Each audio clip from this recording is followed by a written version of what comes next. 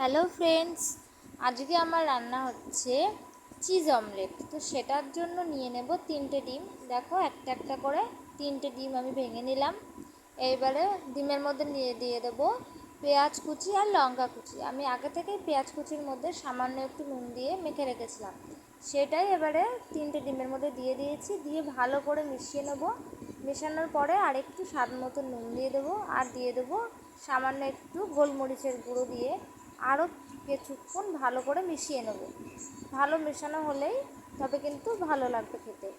এবারে নিয়ে নিলাম একটা তাওয়া, তাতে দিয়ে দিলাম কিছুটা পরিমাণে সাদা তেল, দিয়ে গ্যাসটা আমি কমিয়ে দিলাম।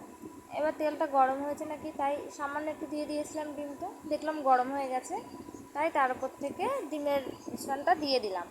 এবার দেওয়া হয়ে গেছে, গ্যাসের জালটা আমি কমিয়ে দিয়েছি।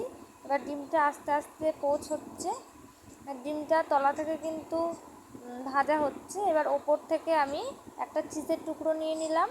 তো চিজটা আমি গ্রেটারের সাহায্যে গ্রেট করে ওর ওপর থেকে দিয়ে দিচ্ছি। আমি কিন্তু এখানে মজরেলা চিজ ইউজ করছি না, ওটা আমি পাইনি, সেজন্য আমি আমুল চিজ ইউজ করছি। তোমরা চাইলে মজরেলা চিজ ইউজ করতে পারো। এবারে তার জন্য আমার চিজটা দেওয়া হয়ে গেছে। এবার ওপর থেকে দিয়ে দেবো চিলি সস। এই যে আমি এক ঢাকনির মতন চিলি সস নিয়ে নিয়েছি। এইবারে দিয়ে দেবো টমেটো সস। দেওয়া হয়ে গেছে টমেটো সস। এবারে খুন্তি দিয়ে এটাকে উল্টে একটা রোল মতন করে নেব।